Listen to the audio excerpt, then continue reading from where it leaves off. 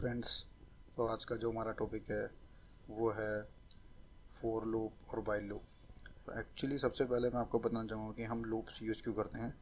तो loops use करने का मतलब ये है कि आप कोई एक काम डिफरेंट डेटा टाइप्स पर करवाना चाहते हैं और उसका लॉजिक सेम ही है, बट लेकिन ये सोच के चलिए कि डेटा टाइप डिफरेंट है, या कोई एक चीज़ जैसे आप 10 बार प्रिंट कराना चाहते हैं तो आप उस चीज़ को प्रिंट कराने के लिए 10 बार ना लिखते हुए एक लूप के अंदर लिख देंगे तो वो 10 बार प्रिंट हो जाएगी। तो इस लूप का यूज़ बेसिकली वहाँ पर है जहाँ पे आप एक काम को, सिमिलर काम को डिफरेंट डेटा टाइप्स पर मल्टीपल टाइम कराना चाहते हैं, तो आप लूप यूज़ करते हो। और लूप दो तरीके से लिखा जाता है, वैसे तो बहुत सारे तरीके हैं लेकिन मैं आपको यहाँ दो तरीके बताऊँगा, उससे हमारा काम हो जाएगा। दो तरीके से हम लिख सकते हैं, एक फॉर लूप, एक वाइल लूप। तो वाइल, पहले मैं फॉर लूप आपको बताना चाहूँगी। फॉर लूप क्या होता है? फॉर लूप की बॉडी होती है ये। फॉर लूप की बॉडी में तीन चीज़ आती है। एक तो इनिट, जिसे कहते हैं इनिशियलाइजेशन, मैं आपको बताऊँगा क्या इनिशियलाइजेशन का क्या मतलब होता है। सेकंड पार्ट होता है इसका कंडीशन, इस चीज़ को हम टर्मिनेटर बोलते हैं। This is a terminator. मैं किसी एक वीडियो में आपको एक्सप्लेन कर दूंगा कि इसका यूज़ क्या है और हम इसे ही क्यों यूज़ करते हैं, ये भी मैं आपको बता दूंगा ये। और तीसरा पार्ट होता है इंक्रीमेंट, क्योंकि देखिए अगर आप कोई लूप चला रहे हैं तो वो लूप में अगर आप इंक्रीमेंट नहीं करेंगे तो वो इनफाइनाइट लूप बन जाएगा, कभी ना ख़त्म होने वाला लूप बन जाएगा। इसीलिए किसी एक कंडीशन पर वो लूप टर्मिनेट भी होना चाहिए, जो कि इस इंक्रीमेंट की वजह से यहाँ पे बन जाएगी। तो इसलिए या तो आइदर इसे इंक्रीमेंट बोल लीजिए या इसे डिक्रीमेंट बोल दीजिए। मैं आपको दोनों तरीके के लूप बना के दिखाऊंगा। तो चलिए मैं आपको दिखाता हूँ कि कैसे हम इस बॉडी में अपना वैल्यूज़ को फिट करके एक सही लूप बना देंगे। देखो, जैसे कि अगर मैं कहूँ and I is equal to 0, I is initializer जो मैं यहाँ पे ले रहा हूँ, तो आप इसकी वैल्यू को आपने इनिशियलाइज पहले ही कर दिया है।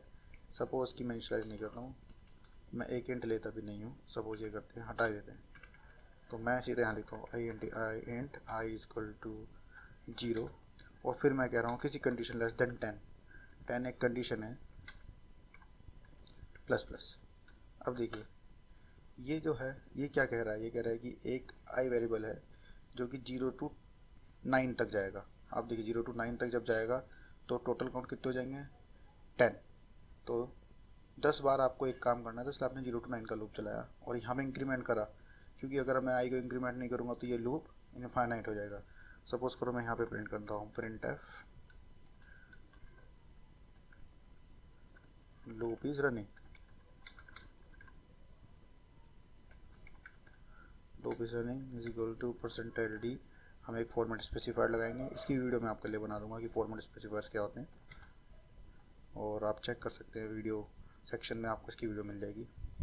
और जब आप यहाँ पर आई डालेंगे तो मैं क्या कह रहा हूँ कि हर एक लूप पर आई की वैल्यू को आप प्रिंट करो। चलिए चेक करते हैं आई की वैल्यू क्या प्रिंट होनी चाहिए। आई की वैल्यू देखिए 0 1 2 3 4 5 6 7 8 9, हमारा लूप 10 टाइम्स चला। 0 to 9 मीन्स 10 टाइम्स। तो देखिए क्या हुआ, जब आई इक्वल टू 0 आपने इनिशलाइज किया तो लूप नीचे आया, इसने कंडीशन चेक करी फर्स्ट, क्या मैं 10 से छोटा हूँ? उसने कहा हाँ आप 10 से छोटे हो। उससे नीचे गया, उसने वैल्यू प्रिंट कराई। जब वो लौट के गया तो टर्मिनेट, लौट के जाने पे पहले उसने आई की वैल्यू को इंक्रीमेंट किया 1 से। तो आई प्लस प्लस होता है पोस्ट इंक्रीमेंटल। मैं ये आपको बताऊँ, ये मेरी वीडियो में आप ढूंढ सकते हैं कि पोस्ट और प्री इंक्रीमेंटल क्या होता है। तो ये आप वेरिएबल पे कर सकते हैं, ये वेरिएबल ऑपरेटर से, वेरिएबल पे इंक्रीमेंट ऑपरेटर लगा के आप ये कर सकते हो। तो इसने वैल्यू को 1 से बढ़ा दिया, तो 0 वैल्यू थी पहले, अब क्या हो गई 1। 0 वैल्यू थी, अब क्या हो गई 1। 1 भी 10 से छोटा है, तो ये कंडीशन अभी भी ट्रू है, नीचे जाना चाहिए, प्रिंट करना चाहिए। ऐसे ऐसे से करते करते जब ये 9 पे आया तो 9 में एक जोड़ेंगे तो क्या आएगा 10। 10 जो है वो 10 से छोटा नहीं है, 10 10 के इक्वल है।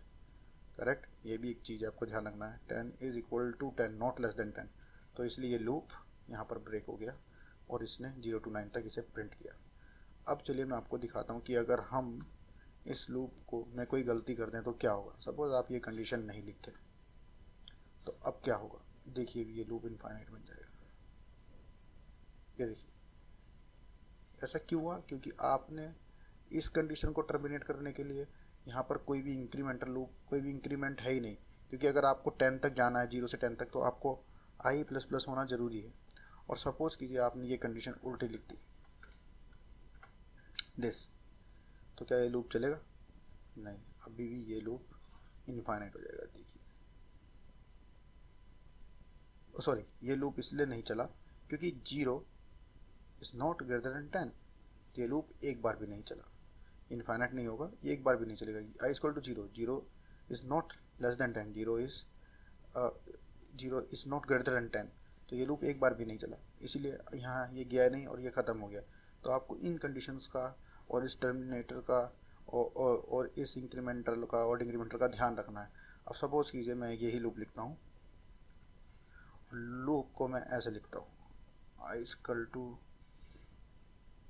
10 एंड जब तक के i इज ग्रेटर देन 0 और मैं माइनस माइनस।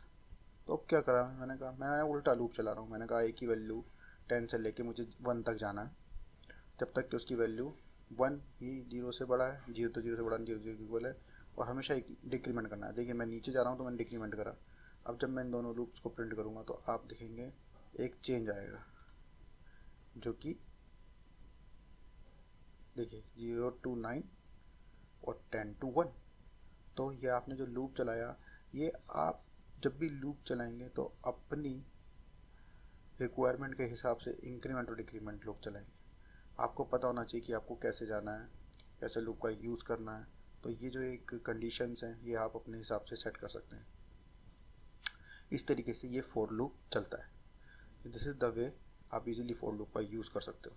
अब मैं आपको दूसरा लूप बनाने का तरीका बता रहा हूँ, उसका नाम है वाइल लूप। चलिए एक बीच में प्रिंट टैब डाल देते हैं ताकि हम डिस्क्रिमिनेट कर पाएँ कि कौन किसकी वजह से प्रिंट हुआ है। स्टार्टिंग वाइल लूप, तो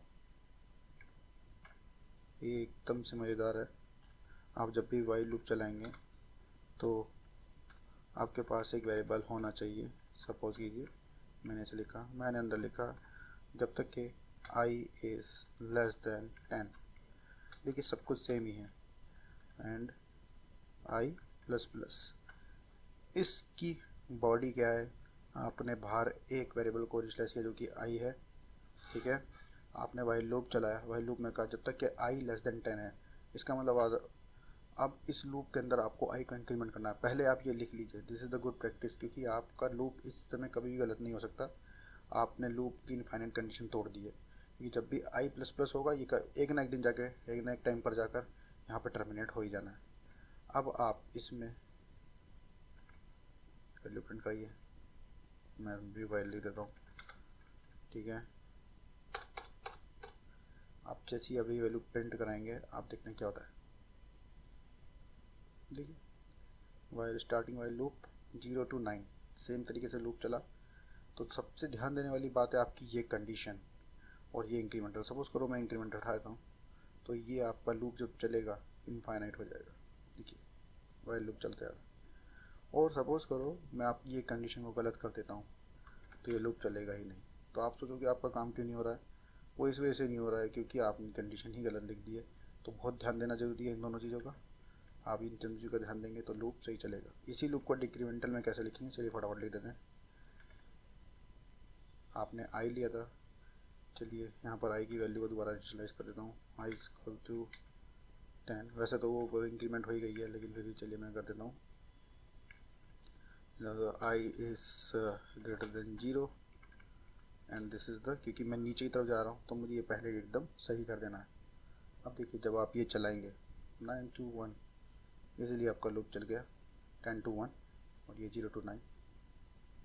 दैट्स इट। इस तरीके से आप लूप का यूज़ करें। लूप का यूज़ आप जब लॉजिक लिखते हैं, देखिए प्रोग्रामिंग और कोडिंग में फ़र्क है।